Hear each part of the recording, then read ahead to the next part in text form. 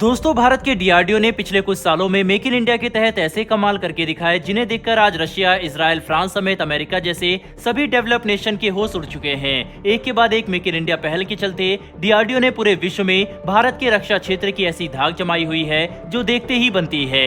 एक वक्त था जब भारत को रक्षा के क्षेत्र में सभी हथियारों का इम्पोर्ट करने वाला देश माना जाता था। भारत का नाम पहले उस लिस्ट में आता था जो देश सबसे ज्यादा दूसरे देशों पर हथियारों की सप्लाई के लिए निर्भर रहते थे।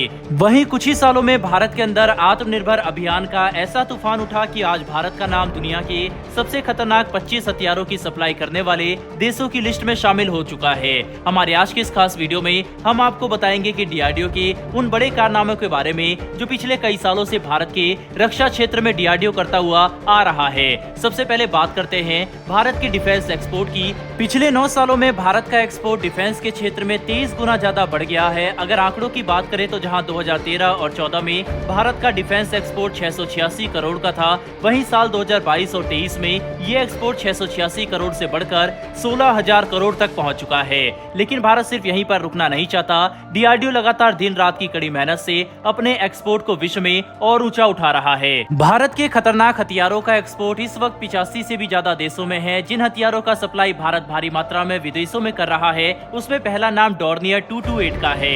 इसके अलावा भारत के 155 mm advance artillery gun, BrahMos missile, Akash missile system, radar technology, simulator, mine protected vehicle, arm protected Pinaka rocket launcher जैसे और 85 हथियारों के नाम इस एक्सपोर्ट लिस्ट में शामिल है, जिन्हें दुनिया के सबसे खतरनाक हथियारों की लिस्ट में टॉप पर रखा जाता है। और इन्हीं घातक और खतरनाक हथियारों का सप्लाई आज की डेट में भारत विश्व के इन बड़े बड़े देशों को कर रहा है। बावजूद इसके भारत में बने हुए कुछ और एयर डिफेंस के ऐसे सिस्टम भी हैं जिनकी डिमांड पूरे विश्व में बढ़ती जा रही है, जैसे कि LCA Tejas, light combat helicopter, aircraft carrier और MRO एक्टिविटीज। जिस तेजी से भारत के हथियारों का निर्माण विश्व स्तर पर बढ़ रहा है, भारत सरकार ने 2024-25 तक डिफेंस एक्सपोर्ट को 1,75,000 करोड़ तक पहुंचाने का टारगेट रखा है। और जिस मेहनत से डीआरडीओ लगातार भारत के रक्षा क्षेत्र को आधुनिक बनाने में लगा हुआ है, उसे देखकर भरोसा किया जा सकता है कि भारत अपने इस लक्ष्य को वक्त से पहले ही हासिल कर लेगा। भारत के एयर डिफेंस, मिसाइल और एयरक्राफ्ट की डिमांड इस वक्त दुनिया में सबसे ज्यादा बढ़ रही है। हाल फिलहाल में भारत ने फिलीपींस को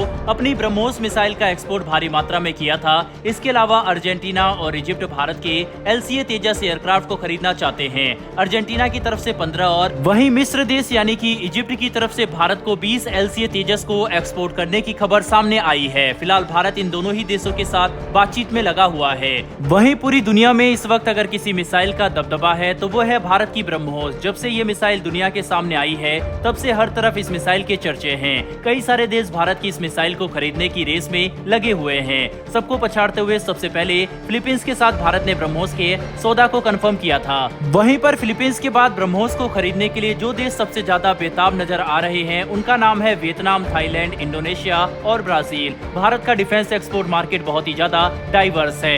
इन देशों के अलावा भारत के और भी डिफेंस एयरक्राफ्ट है जिनकी डिमांड दुनिया के बाकी देशों के बीच में बढ़ रही है, जिसमें अर्मीनिया, दक्षिण एशिया, पश्चिमी एशिया और अफ्रीका के कई सारे देश शामिल हैं। ऐसे में जिस तेजी से भारत का डिफेंस एक्सपोर्ट दुनिया में बढ़ता जा रहा है उसे और भी ज्यादा मजबूती देने के लिए भारत 2 बड़े डिफेंस कॉरिडोर तैयार कर रहा है, जिनमें से एक का निर्माण उत्तर प्रदेश में किया जाएगा और दूसरे का निर्माण तमिलनाडु में होगा। दोस्तों, ये तो थी भारत के डिफेंस एक्सपोर्ट मार्केट की बात, जिसमें डीआरडीओ और भारत की अन्य कंपनियों ने खूब झंडे गाड़े हैं। वहीं अब बात करते हैं डीआरडीओ के उन कारनामों के बारे में जो डीआरडीओ भारत के अंदर कर रहा है।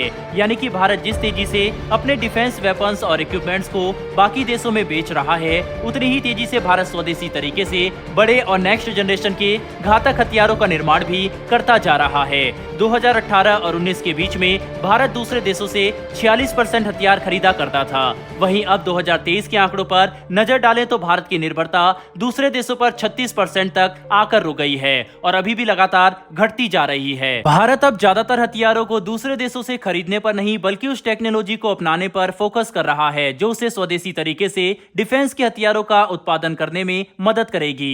भारत का डिफेंस प्रोडक्शन का कॉस्ट पहली बार 1 लाख करोड़ के पार गया है, पर यह सब कुछ इसलिए हो पाया क्योंकि डीआरडीओ को लगातार रक्षा क्षेत्र में एक के बाद एक बड़ी सफलताएं हासिल हो रही है। और भारत के डीआरडीओ की इन सफलताओं को देखकर ही दुनिया के ज्यादातर देश इंडियन डिफेंस मार्केट की तरफ अपनी अप्रोच बढ़ा रहे हैं। दोस्तों, भारत अब सबसे ज्यादा आबादी वाला देश बन चुका है। ऐसे में भारत को यह बात साबित करनी होगी कि भारत के अंदर कितना ज्यादा पोटेंशियल मौजूद है, जिसके चलते भारत को अपनी पॉपुलेशन का बेहतरीन इस्तेमाल करना है।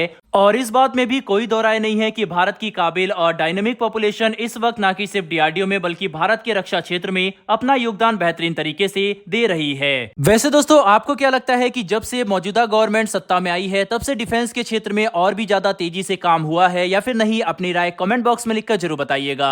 साथ ही अगर आपको ये इन्फॉर्मेशन और वीडियो पसंद आई हो तो वीडियो को लाइक करके हमारी आने वाली डेली डिफेंस से जुड़ी ऐसी वीडियो के लिए चैनल को सब्सक्राइब कर बेल नोटिफिकेशन को जरूर दबा लें। फिर मिलेंगे ऐसी एक नई वीडियो के साथ। धन्यवाद। जय हिंद।